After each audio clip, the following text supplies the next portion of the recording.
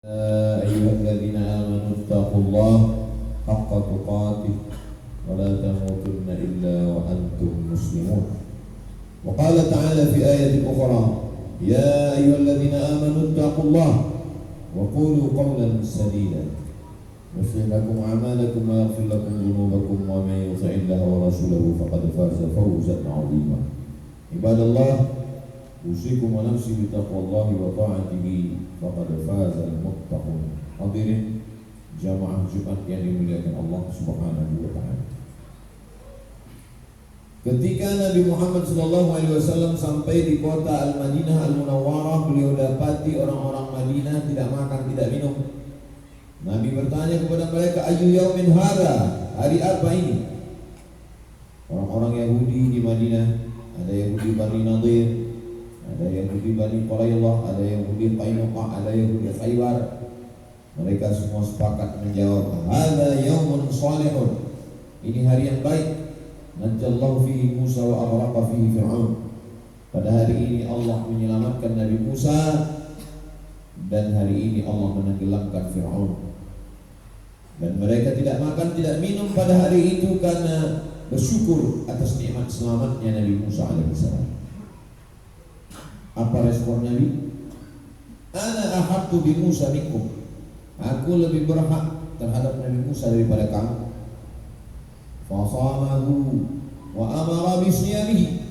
Dan Nabi melaksanakan puasa, memerintahkan para sahabat untuk melaksanakan puasa untuk bersyukur kepada Allah atas selamatnya Nabi Musa alaihissalam.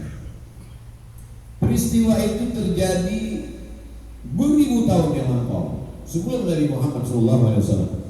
Tapi berpuasa pada tanggal 10 Muharram terus dilaksanakan setiap tahun. Dan kita pun pada tahun 1447 Hijrah, maknanya 14 abad setelah Nabi Muhammad SAW, kita tetap melaksanakan puasa mensyukuri nikmat selamatnya Nabi Musa alaihissalam.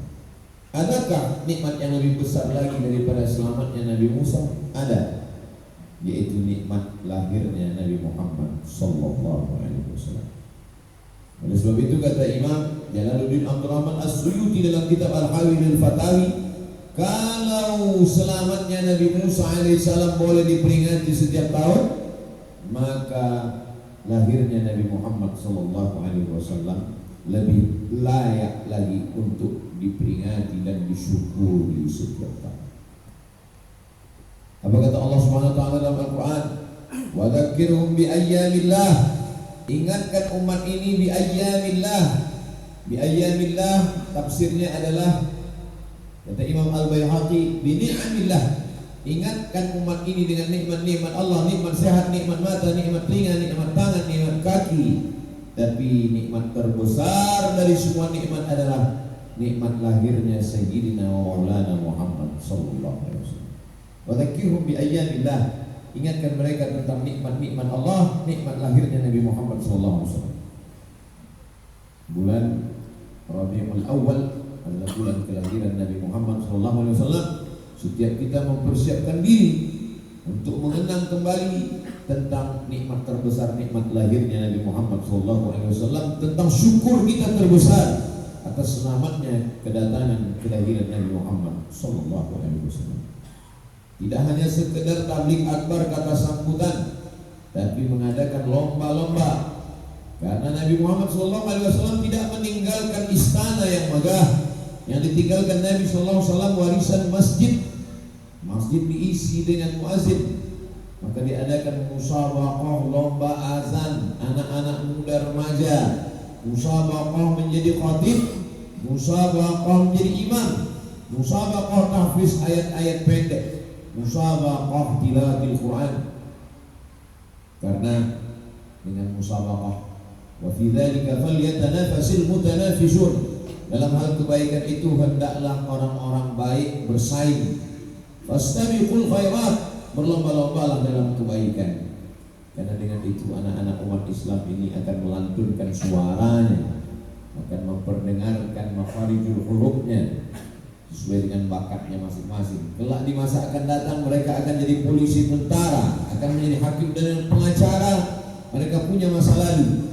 Mereka pernah lomba antar SD, antar desa di surau, langgar musola. Pada saat peringatan hari besar Islam, mereka tidak lagi canggung untuk maju ke depan sebagai imam.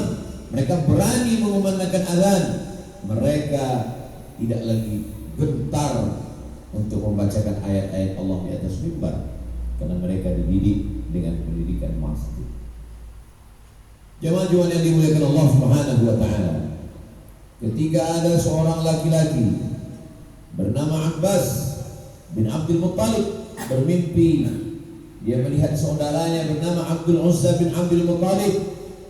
Allah menyebut namanya dalam Al-Quran, tabbat yada abi lahabin wa tabba, celakalah dua ketangan Abu Lahab. Lalu kemudian Abbas bertanya kepada Abu Lahab, bagaimana keadaan engkau di neraka wahai Abu Lahab? Apa jawab Abu Lahab? Khuffifa alayya fi kulli itsnain, azabku diringankan setiap hari Isnin.